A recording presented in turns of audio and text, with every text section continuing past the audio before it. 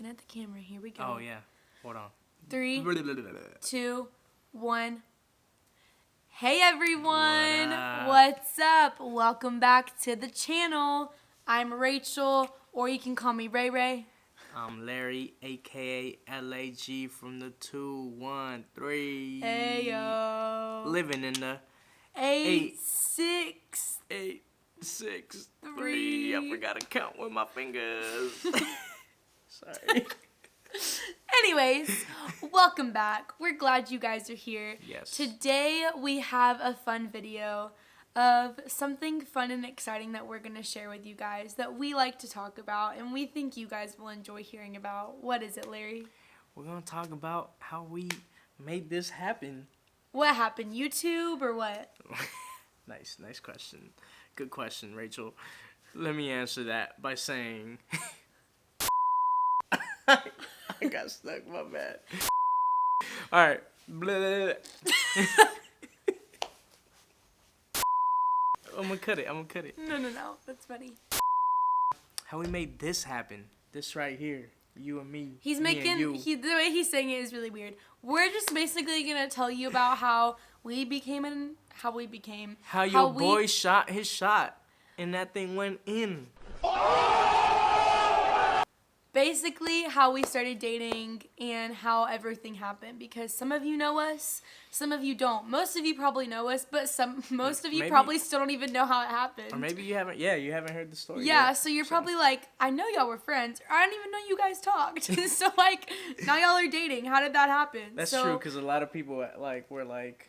They a lot of people, I think, were shocked that we were dating because they were like, I never really saw you guys talk. Yeah. Like, I promise we talked. Oh yeah. Oh, we talked. Oh, we talked. You best believe it. So, start us off, Larry. All right. So, I hope you guys enjoy this. I think some context here, and I want to make sure that I don't go too long, but some context. I moved here about almost a year and a half, about a year and 4 months ago. I moved here to be one of the youth pastors here at our church. Shout out to Highland Park. So I'm the middle school pastor here, but as I was interviewing for the position, I'm back home. I'm like looking up, let me look up the website, look up the services, and I come to this particular video on YouTube, and who's hosting, who's doing the announcement time? It's this cutie right here, and I'm like, oh, dang, who's that? I'm like, okay. I'm a little more open to the idea of moving to Florida. Because I was not planning on moving to Florida, to be honest. So, come to visit, and then I end up meeting you. Yeah. And then we're, like, at this young adults function, and you're, like, we're doing bowling. I was being super weird and extra. Extras, and What? I was like, yo, she is cute. I've never been around a white girl like this. She's super cute. I'm kidding. But I'm not kidding. she had a Los Angeles shirt on too, which is where he's from. I was like, okay, I like this. Then her and her friend invited me to go get some acai. I had never had acai, so we went to Tampa. He drove me to Tampa, showed me around. Yeah. So all that to say, like, met him, we hung out a bit. So it wasn't like it was just like a hi, I'm Larry, hi, I'm Rachel. But when he came to visit, we actually like hung out. Yes. He was super chill. Like I just remember thinking, how is this guy a youth pastor? He's so chill. So because my youth pastor, like that I had in youth group, Colton, shout out to Colton. Colton, you are just full of energy, life of the party, like super extra sometimes. Love ya, but that's how I am too. And so I just wasn't used to such like a chill, calm presence, like stepping into a youth pastor role. So I was like, oh, that's kind of interesting, but I think he's so cool. So, and I thought it was funny that his name's Larry. I mean, look at him. Would you think that he's a Larry if you met him? I didn't even know I was a Larry. But I love his name. I think it's a great name. But anyways, so we hung out. Yeah. But we didn't even know that we didn't even know if he was going to move here yet. Yeah. So it was just like a hangout, getting to know you in case you move here. Like, we want to get to know, like, who are you if you take this role. Yep. And then you left. Then I left. Didn't even know if we were ever going to see him again. Yep. I left with an offer on the table and took a day. Ended up accepting the job, moved out here. Now he's here, obviously. In August of last year. Yep. And then at that time, Rachel was volunteering for youth ministry in our high school. And then I became like 2 months, 3 months into him working at the church. Then I got on staff. She was like, I need to work with this guy. I need to be around him. Totally. That's exactly what she was thinking. I don't even think we talked like for the first 3 months that he was even here. We talked, but we didn't talk like that. It wasn't. It was. Sporadic, it wasn't like we were homies yet. No, yeah. So, accepted the position to be on staff. So now we're working together. So obviously, like, we're gonna see each other almost every day now, working together. So then that was fun. Mm-hmm. So then I just feel like we just became great friends. Like Larry, we were really great friends. I would always tell him like, "You're just one of my favorite people." Mm-hmm. Like I just loved being around Larry. Yep. And that's when like I started joking around, and I was like, I'd be like, I'm one of your favorite, like, where at? Like, on staff, what scale? Like, am I top 5, top 3? And then she'd be like, I'm top 5. And I'd joke around and be like, all right, what do I got to do to be top 3? You know, I'm working my way up there. Him and I, like, we've always been very, like, goofy and jokey with each other, which I just think for me, and, like, I genuinely, people might be like, oh no, you were flirting. But for me, like, Larry, I just loved messing with Larry. Like, because I never, like, my intention wasn't, like, I want to flirt with him. Mm. Like, I genuinely was like, Larry's just so funny to me. And I love joking with him. So I would just be, like, super dumb. Guys, but I think being funny works. But I think that I can come across as, like, oh, there's something. But for a while, they're really, like, and for me, I'm like, there's not anything. He's just funny and we get along well. And, like, we know how to, like, joke and stuff, but like we had a very joking type of like relationship. Yeah, but I will say what something important to note here is that like I thought she was cute and I thought she was amazing and she was cool, but I wasn't thinking, like, it didn't cross my mind like, oh, I need to date this like girl. He wasn't trying to date me. No, because neither of us were trying to date each other. No, yeah, because at the time when I met her, she was 19. Mm-hmm. And I'm 8 years older than her, so it was like, nope, can't. You gotta stay away, you know. And I was focused on. I had just moved here, just started this job. My focus was ministry in that moment. Wasn't thinking about dating. But then around April, May of the following year of this year, 2022, we're like, you know, we're working, we're in the office, we're hanging out, talking to each other, talking with our team, and then the conversation comes about, like, she brought up the fact that her pops is 10 years older than her mom, and I was like, wait, what? Brian did that? 10-year age gap between my parents. I was like, okay, 8 years does not seem so bad anymore. And I always thought, like, Rachel's someone that, if you know Rachel, you like, everybody's shocked at how young she is because of how mature she is. Even the people that she connects with every and any age. And, like, she has a lot of friends that are, like, my age, a lot of friends that are even older than us. Mm-hmm. And so I always thought, like, man, this girl's very mature for her age. And so I always thought that was attractive.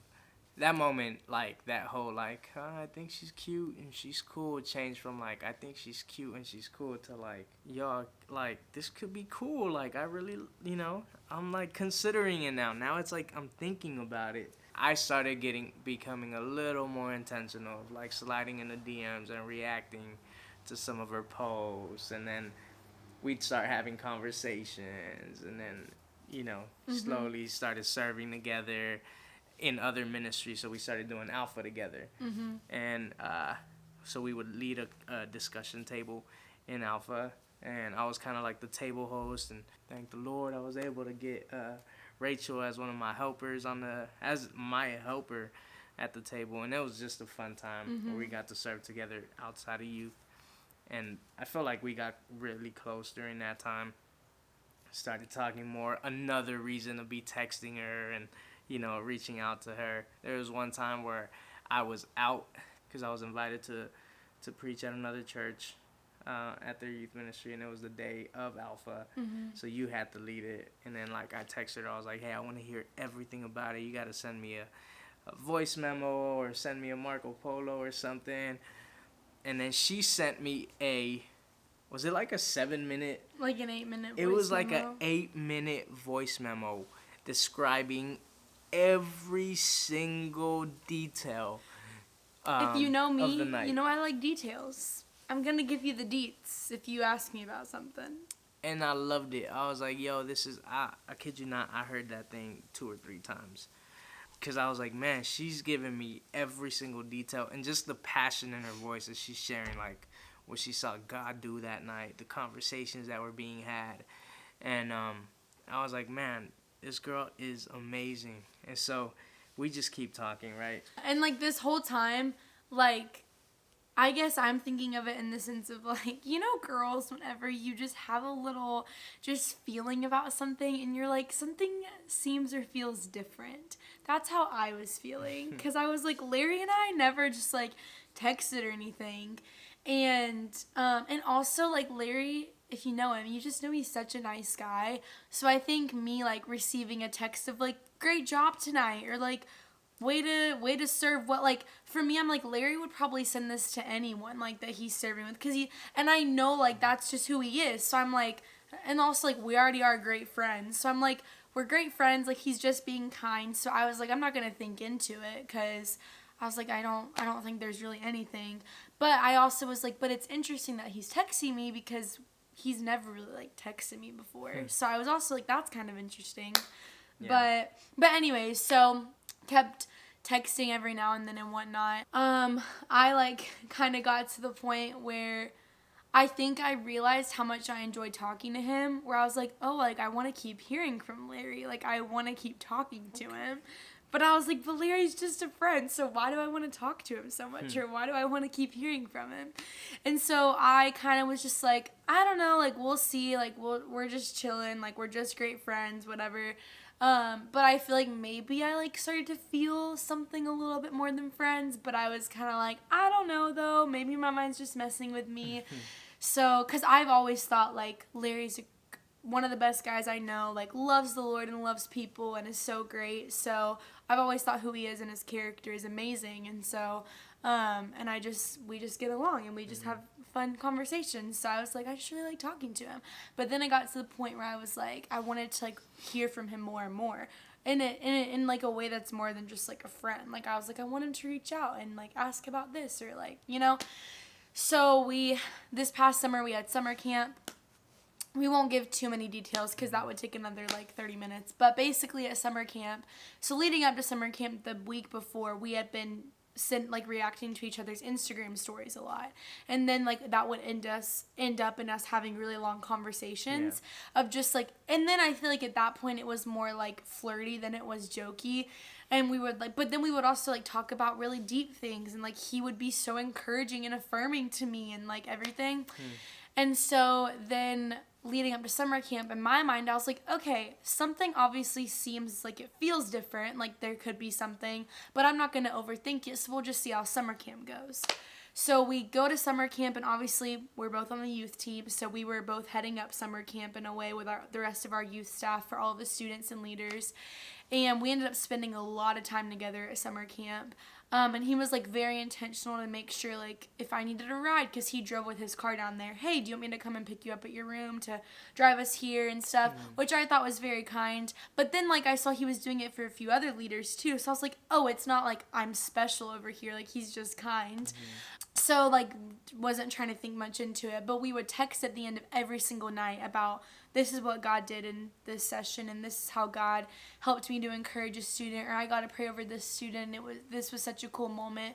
And so I feel like whenever you're talking about those things with someone, like it creates like a type of spiritual bond and intimacy. And so for us to share those things and talk about that, like it brings you closer to someone.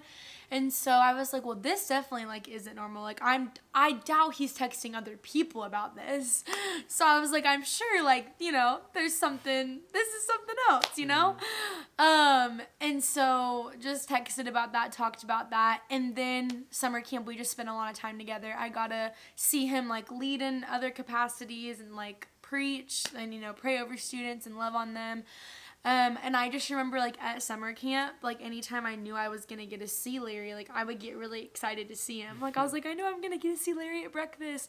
But I was, like, so awkward because I was like, I know if I look at him, like, I'm going to, like, blush and, like, get smiley. So I was like, hey, like trying to like be really cool, because he could be really cool. Like he like has the cool factor. Me, I don't have any chill. So like I really had to like just not look at him. So anyway, summer camp was great, and then 2 days after summer camp, we continued to text and talk, and he ended up telling me that he wanted to pursue me and he was interested and he wanted to get to know me more, which was so cool to just have a guy that was like, I didn't have to be confused or guess where they were at, but he was clear with his intentions and where he was at, and I really admired that and appreciated that. And so since then, we've been hanging out, and for a good month, we really just got to know each other as friends.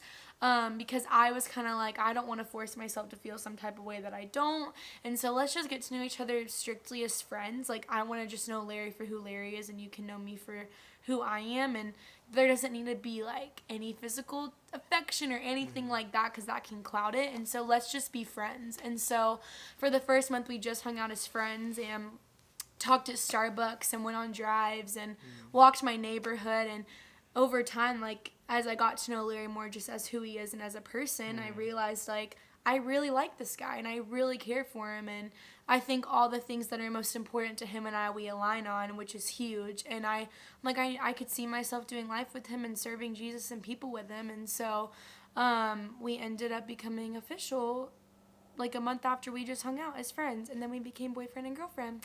And it's been so much fun.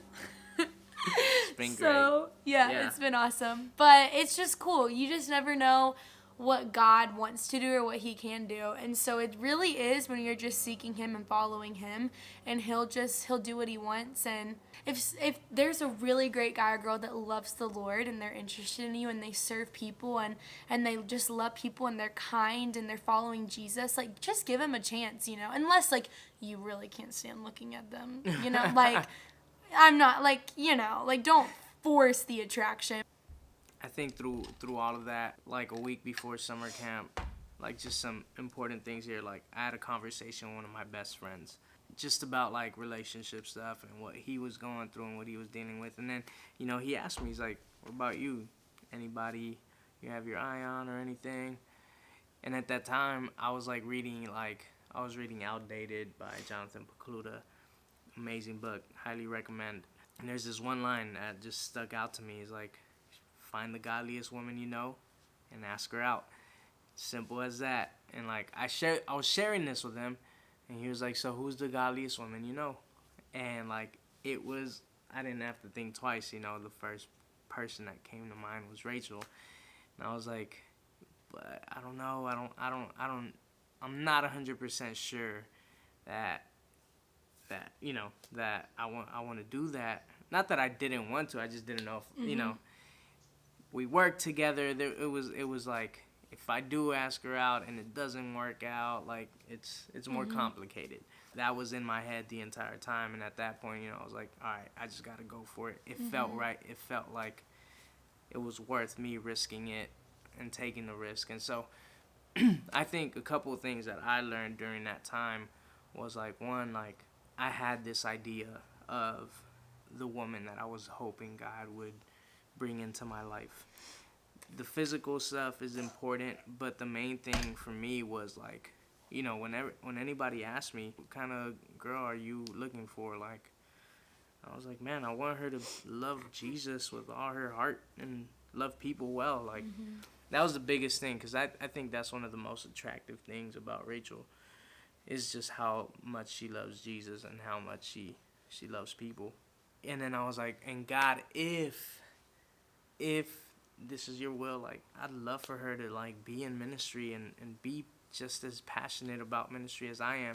Because I've heard stories, like, you know, I know a lot of people that spouse is in ministry, but the other one isn't. And I was like, but for me, like, I'd love to, like, be with somebody who's just as passionate, you know. And so I'm doing life with someone that's just as passionate in ministry. So I think God will give you what you need.